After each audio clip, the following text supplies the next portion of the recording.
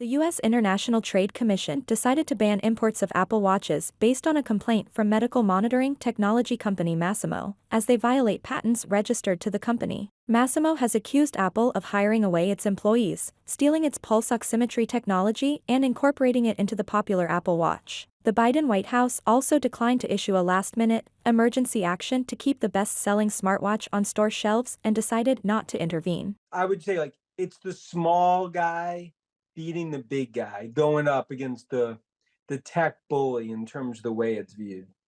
If you look at this patent issue with Masimo, they were hoping, Apple, that the US government, the Biden administration, would ultimately reverse this in terms of what's been happening on the Apple Watch. Instead, they did not. They did not veto it, which is why Apple needed to appeal. Look, this is a PR black eye more than a financial black eye for Apple.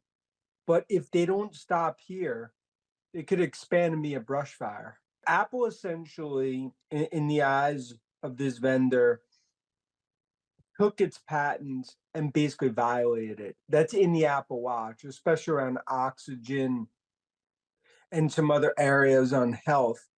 And it's something where this has happened before, but ultimately the small guys stepped up and they won. And I think that's really what's been so jaw dropping here for Apple to lose this, especially into a holiday season. Well, I think we need to see if they're successful on the appeal. And the next step, when the customs looks at this January 12th, that's another patent issue. If they ultimately lose this, I mean, this could be potentially $1 billion of sales in 2024. But for Apple, it's less about the financial, it's more about the PR and what this means from a patent perspective. That's why they're fighting this tooth and nail, especially with the Biden administration not vetoing it. The Apple, they need to stop the dam from overflowing, because if this continues, this could become a wider issue and others could jump into patent lawsuits versus Apple. Well, the consumer right now can't buy an Apple Watch in the US. You could buy it in Europe and Asia.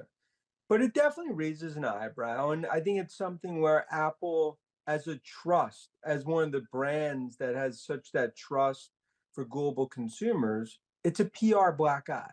Apple has appealed this decision and asked the Federal Circuit to pause the ban at least until U.S. Customs and Border Protection decides whether redesigned versions of its watches infringe Masimo's patents, and to put the ban on hold while the court considers Apple's request. The Customs Office is due to make its decision on January 12.